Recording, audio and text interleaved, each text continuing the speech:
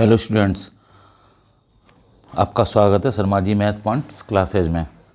आज हम एक बहुत ही इम्पोर्टेंट क्वेश्चन क्लास 10th से मैथमेटिक्स सब्जेक्ट में ट्रायंगल टॉपिक है, ट्रिपल एस की प्रॉपर्टी से सिमिलरिटी वाले रूल्सों से इसको हम क्वेश्चन को सॉल्व करेंगे। इम्पोर्टेंट क्वेश्चन है। पहले देखिए इसमें क्या क्या दे रखा है। फिगर दे रखा है A B C D and E F आपस में पैरेलल हैं। A B parallel C D and also parallel E F, यानी ए बी डी सी और ई एफ पैरेलल लाइन है।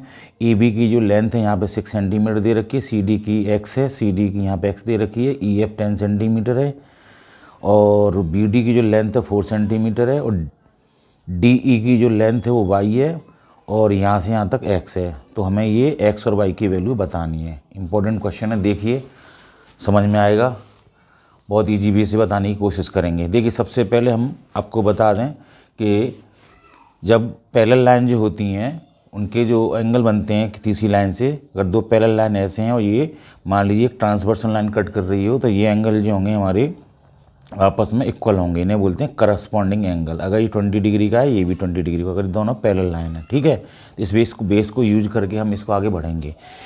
तो इस देखिए सबसे पहले इस वाले ट्रायंगल में बी ए ई में और डी सी ई में ये एंगल जो है बी ए सी, यानी ये वाला एंगल जो इसके मैच करेगा डी सी ई के। इस वाले ट्रायंगल में ई है, इसमें भी ई आ रहा है डी ई सी में, तो ये कॉमन होंगे। तो दोनों को हम ट्रायंगलों को पहले बाहर निकालेंगे जिससे हमें समझ में आए। तो पहला हम लिख लेंगे लेट ए सी की लेंथ मान लेते हैं ए और सी बी की लेंथ मान लेते हैं बी, ठीक है। ये ए है, यहाँ तक कि बी है। तो दोनों ट्रायंगलों को पहले बाहर निकालते हैं, पहले बड़े वाले को फिर छोटे वाले को, ठीक है। तो इसकी लेंथ है, ये ए है, ये बी है और यहाँ पे ई है ई है, डी सी और ई, इसकी लेंथ बी है और ये पूरी ये ए की लेंथ ए प्लस बी हो जाएगी। ये एक्स है, यहाँ पे 6 है, ये पूरी जो लेंथ है 4 प्लस वाई हो जाएगी और ये वाई है।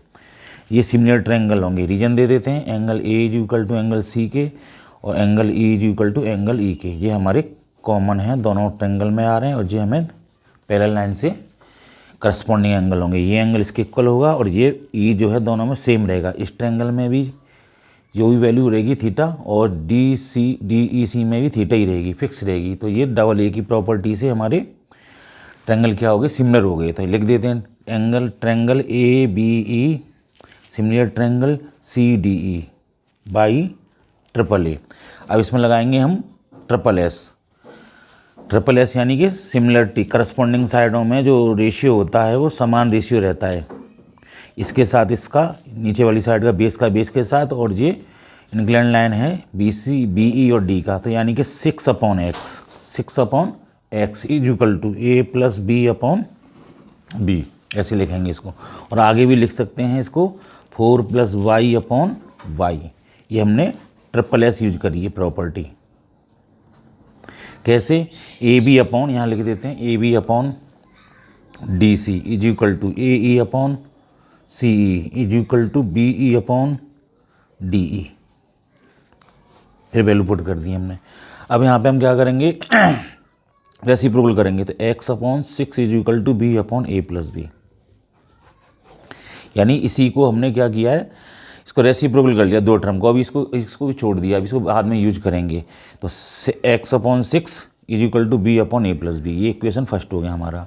अब दूसरे ट्रायंगल में देखिए, ये वाला ट्रायंगल निकालेंगे और ये वाला ट्रायंगल निकालेंगे दोनों को। फिर इनमें देखेंगे, यहाँ पर निकाल लेते हैं। देखिए ये है हमारा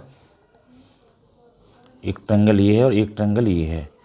इसको हम लिखेंगे एफ ई ए और यहाँ पे लिखेंगे डी सी ए। इसकी जो लेंथ है ए एफ की कोई क्लियर नहीं है, इसमें कितनी यूनिट है तो इसको छोड़ देंगे। ए डी की लेंथ कितनी है हमारे पास, ए डी की पता नहीं है, इसको भी छोड़ देंगे। इसके बाद हमारे पास एफ ई की लेंथ कितनी है, 10 सेंटीमीटर, यहाँ लिख देंगे। इसकी कितनी है, डी ई की एक्स है। यहाँ से यहाँ तक की लेंथ कितनी है ए की, तो ए प्लस बी हो जाएगी ऐड करके। यहाँ से यहाँ तक कितनी है, इसमें जो लेंथ है इसकी ए हो जाएगी।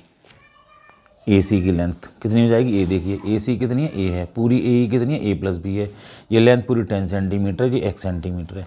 इसमें भी वही, ये दोनों लाइन पैरेलल थी आपस में, तो ये इनके करस्पॉन्डिंग एंगल बराबर हो जाएंगे। और angle A is equal to angle A के, angle A is equal to angle A आ रहा है और angle E is equal to angle C हो रहा है। तो दो चीज़ मिल गई हमें, यानी कि एक एंगल यहाँ मिला और एक एंगल यहाँ मिला। ये करस्पॉन्डिंग एंगल ये तो हमारे हो गए, ये एंगल ये तो कॉमन हो गया, कॉमन एंगल था, और जिस करस्पॉन्डिंग एंगल हो ये वाला, यानी angle E is equal to angle सी।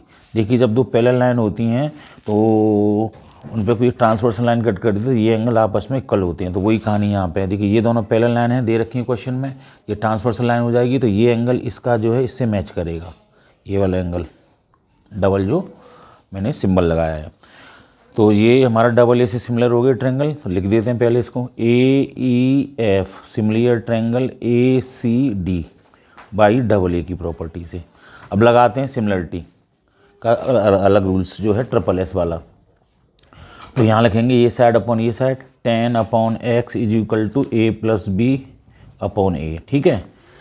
ये साइड अपॉन ये साइड, फिर ये वाला बेस इसके साइड के बेस करस्पॉन्डिंग रेशियो होना चाहिए। फिर ये वाली लाइन लिखेंगे, ये फर्स्ट ट्रायंगल है ये सेकंड है, तो फर्स्ट ट्रायंगल की साइड अपॉन सेकंड ट्रायंगल की साइड करस्पॉन्डिंग, फिर फर्स्ट ट्रायंगल की सेकंड साइड, फिर सेकंड ट्रायंगल की सेकंड साइड, ठीक है। और इसको हम लिखना चाहें तो ए एफ अपॉन ए भी लिख सकते हैं, पर इसका कोई यूज नहीं हो रहा है, तो A F upon A D ये भी लिख सकते हैं।